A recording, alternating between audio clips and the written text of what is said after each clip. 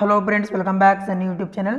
Friends, ಯಾರಲ್ಲಿ ಇವಾಗ 2026ನೇ ಸಾಲಿನ UGCET ಆನ್ಲೈನ್ ಅರ್ಜಿ ಸಲ್ಲಿಸ್ತಾ ಇದ್ದೀರಾ ಅಂಥ ವಿದ್ಯಾರ್ಥಿಗಳು ಭಾಳಷ್ಟು ಜನ ಸ್ಟೂಡೆಂಟ್ಸು ಆನ್ಲೈನ್ ಅರ್ಜಿ ಸಲ್ಲಿಸಲಿಕ್ಕೆ ಯಾವೆಲ್ಲ ದಾಖಲಾತಿಗಳು ಬೇಕಂತ ಭಾಳಷ್ಟು ಜನ ಕಮೆಂಟ್ ಹಾಕಿದ್ರಿ. ಅದಕ್ಕೆ ನಿಮಗೆ ಈ ವಿಡಿಯೋ ಮುಖಾಂತರ ನಿಮಗೆ ತಿಳಿಸ್ಕೊಡ್ತೀನಿ. ಫ್ರೆಂಡ್ಸ್, ಮೊದಲನೇದಾಗಿ 2025-26ನೇ ಸಾಲಿನ UGCET ಆನ್ಲೈನ್ ಅರ್ಜಿ ಸಲ್ಲಿಸಲಿಕ್ಕೆ ಮೊದಲನೇದಾಗಿ ವಿದ್ಯಾರ್ಥಿಯ ಆಧಾರ್ ಕಾರ್ಡ್ ಬೇಕಾಗಿರುತ್ತೆ. ಆಮೇಲೆ ನಿಮ್ಮದು ವಿದ್ಯಾರ್ಥಿದು SLC ಮಾರ್ಕ್ಸ್ ಕಾರ್ಡ್ ಬೇಕಾಗುತ್ತೆ. ಆಮೇಲೆ ದ್ವಿತೀಯ PUC ಅಂಕಪಟ್ಟಿ ಬೇಕಾಗುತ್ತೆ. ಇದು ದ್ವಿತೀಯ PUC ಅಂಕಪಟ್ಟಿ ಯಾರು ರಿಪೀಟರ್ಸು ಎಕ್ಸಾಮ್ ಬರಿತಾ ಇದ್ದೀರಾ CET ಎಕ್ಸಾಮು ಅಂಥ ವಿದ್ಯಾರ್ಥಿಗಳಿಗೆ ಮಾತ್ರ ದ್ವಿತೀಯ PUC ಅಂಕಪಟ್ಟಿ ಬೇಕಾಗುತ್ತೆ. ಆಮೇಲೆ ವಿದ್ಯಾರ್ಥಿದು ಜಾತಿ ಆದಾಯ ಪ್ರಮಾಣಪತ್ರ ಬೇಕಾಗುತ್ತೆ. ಆಮೇಲೆ ಅಲ್ಪಸಂಖ್ಯಾತರ ಪ್ರಮಾಣಪತ್ರ ಬೇಕಾಗುತ್ತೆ. ಯಾರು ಮುಸ್ಲಿಮ್ಸ್ ವಿದ್ಯಾರ್ಥಿ, ಕ್ರಿಶ್ಚಿಯನ್ನು, ಬೌದ್ಧ, ಸಿಖ್ ಈ ಧರ್ಮದಲ್ಲಿ ಇರೋ ವಿದ್ಯಾರ್ಥಿಗಳು ಯಾರಿದ್ದೀರಾ ಅಂಥ ವಿದ್ಯಾರ್ಥಿಗಳಿಗೆ ಅಲ್ಪಸಂಖ್ಯಾತರ ಪ್ರಮಾಣಪತ್ರ ಕಡ್ಡಾಯವಾಗಿ ಬೇಕಾಗಿರುತ್ತೆ.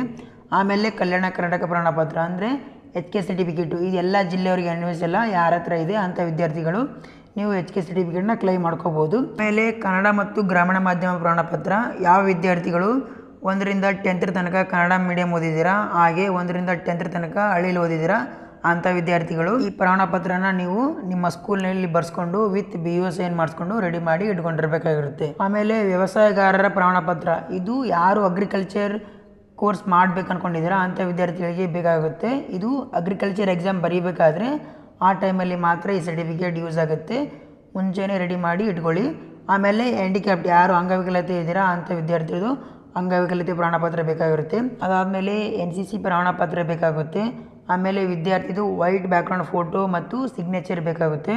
ಆಮೇಲೆ ವಿದ್ಯಾರ್ಥಿದು ಮೊಬೈಲ್ ನಂಬರು ಮತ್ತು Gmail ID ಕೊಡಬೇಕಾಗಿರುತ್ತೆ. ಎಲ್ಲ ನೀವು ದಾಖಲಾತಿಗಳನ್ನ ರೆಡಿ ಮಾಡಿ ಇಟ್ಕೊಂಡು ನೀವು 2026ನೇ ಸಾಲಿನ UGCET ಆನ್ಲೈನ್ ಅರ್ಜಿನ ಸಲ್ಲಿಸ್ಬೋದಾಗಿರುತ್ತೆ. ಹಾಗೆ ಫ್ರೆಂಡ್ಸ್, ಯಾರು ಇವಾಗ CET ಆನ್ಲೈನ್ ಅರ್ಜಿ ಸಲ್ಲಿಸ್ತೀರಾ ಅಂಥ ವಿದ್ಯಾರ್ಥಿ SLC ಅಂಕಪಟ್ಟಿಲವರು ಹಾಗೆಯೇ ನಿಮ್ಮ ಆಧಾರ್ ಕಾರ್ಡ್ನಲ್ಲಿ ನಿಮ್ಮ ನೇಮ್ ಇರಬೇಕು. ಹಾಗೆ ನಿಮ್ಮ ಜಾತಿಯಲ್ಲಿ ಕೂಡ SLCಯಲ್ಲಿ ಯಾವ ಥರ ಇದೆ ಅದೇ ಥರ ನೇಮ್ ಇರಬೇಕು.